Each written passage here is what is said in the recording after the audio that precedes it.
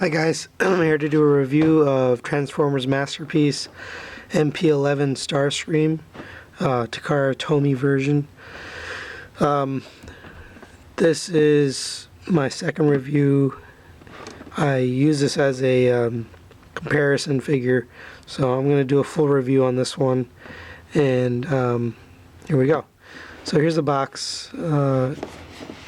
It's actually a pretty nice box. We got the standard, Transformers Masterpiece logo and foil writing here. On the back, you've got the actual size picture of the figure, and then some of the gimmicks and some of the features, a few different poses. And then down here, you've got the what's included.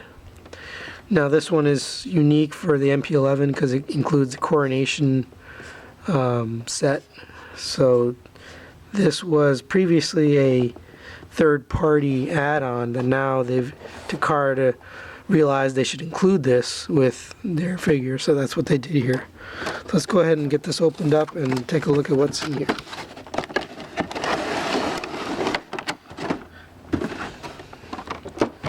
And it comes in the standard Masterpiece tray. You've got the figure, the cape, the two shoulder pads, the hologram pilot kind of fell down there, and the crown. And of course you got your instruction booklet. I've removed the collector's card here, so that's not shown. And this is your typical Masterpiece instruction booklet. It doesn't have the history of Starscream like some of the other figures like Ultra Magnus and Optimus Prime, but it's got some nice pictures. I won't be using this, so let's put that away. Alright, so on to the figure. Right away, you can see the paint colors are really spot on with the G1 figure. So let's get them out of here.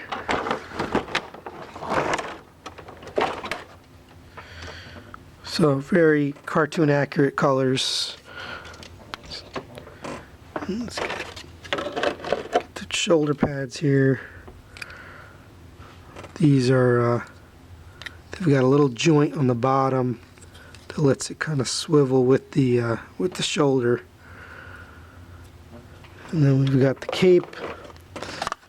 And the cape's got this joint here to kind of expand or contract, and also it's got a swiveling joint here. Now this thing doesn't stay. I'll show that a little bit later, but really isn't that secure. It also has a ratchet joint to swivel.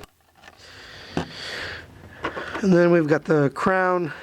The crown has one peg that's a little bit higher. That's obviously the front of the crown. And then finally we've got the hologram pilot. Let me get all the plastic out of the way here.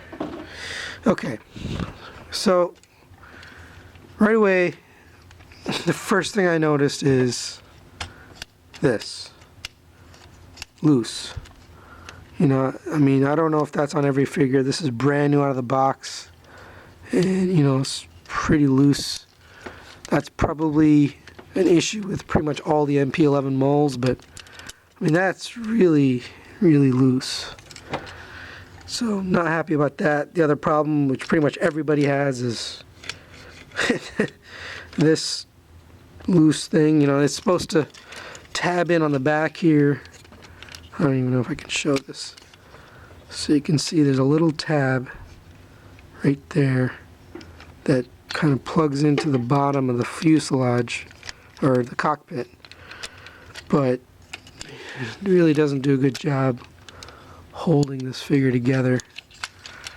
I'm already having problems here. So that's my main issue with this figure, is really loose joints and loose tabs. And you can see I'm struggling to keep this guy standing up. And for $200, you know, this is the most expensive Masterpiece figure I've purchased. Yes, most expensive. More than Ultra Magnus, which I will do a separate review on. And Ultra Magnus is by far way better than this figure. So let's kind of take a look at him here. You know, there are some die-cast pieces here. Kind of show them up close. These are die-cast here. These waist panels are die-cast. There's a small piece of die-cast on the foot. It kind of swings out. And then the actual frame of the figure, black pieces, die-cast. And the rest is plastic. I mean, that's not the problem with this figure. It doesn't need die-cast. The problem is poor fitment. You know, things don't fit together right. It falls apart. And they added these heel spurs to try to give it more stability. It's still not that stable. You know, I kind of have trouble. Well, let's see, when we put on the cape, we'll be able to tell better. But even right now, it's pretty wobbly. So let's get the coronation set on and then see what it looks like. Now this kind of just slides in here. Hopefully you can see that. And it does go in pretty nicely. And then these shoulder pads tab in right there.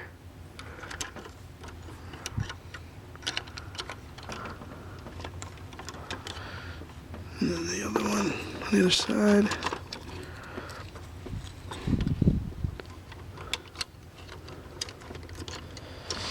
Now, this is already falling backwards. Oh, God. This is terrible. You know, for $200, this should stand up on its own. And I'm really disappointed that this thing, you know, as soon as I put the cape on, okay, we got it to stand here. That was kind of a lucky position. But he does stand, you know, you can do the classic Starscream pose here. And, you know, that works. It looks good, but this is incredibly floppy. And, you know, the whole thing comes apart. I'm not really happy with this at all. It looks great, just don't touch it. That's really the problem here. You know, this is, I believe, is supposed to kind of go up, but, you know, it just kind of falls down. So that's kind of not useful. It does swivel. Oh, wow. So, I guess this is not really this. Okay, so you can do that. You got the cape kind of swinging off to the right.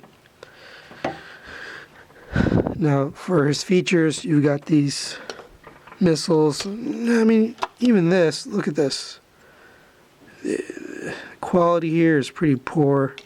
This one's not bad, but this one, paint's missing, and it's just not well done.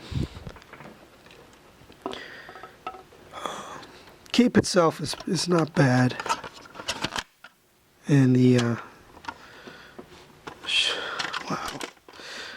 shoulder pieces also are pretty nice, but figure itself, I think, you know, there are some problems. There's a crown here. It's a little too big for him. You know, that's poor fitment, poor quality control, maybe. Yeah, I believe this was supposed to fit nice and snug, and they kind of cheaped out on it, maybe. Let's get the light on here. So, I don't know. I have mixed feelings about this guy. So, we'll take a break here and convert him to plane mode. There are lots of other reviews showing the transformation, so I'm not going to show the transformation. I'm just going to go to jet mode and then do a comparison with some other figures here. Alright, be right back. Hey guys, we're back from transforming. This was not easy to transform. There's a lot of fitment issues and just quality problems. I don't know if this is going to come across camera. Probably not.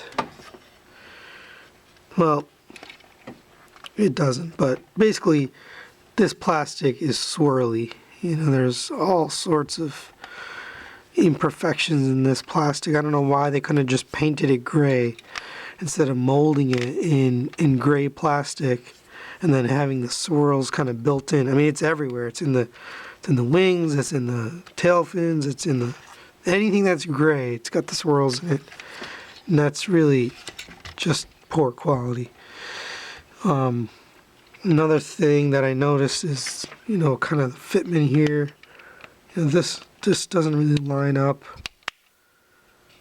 That's for $200 figure. I expect things to line up, and there's a huge gap right there.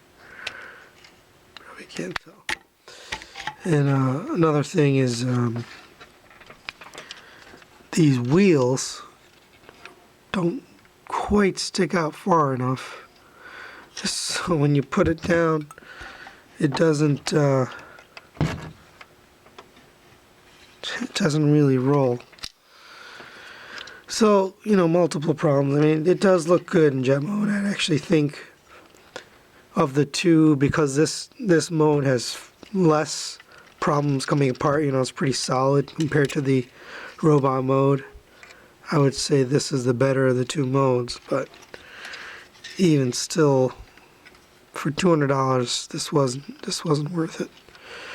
You do have a lot of little nice features. You got the adjustable thrusters, adjustable tail fins, and you got this pop-up air brake, opening cockpit, and then you could put the little hologram guy in there.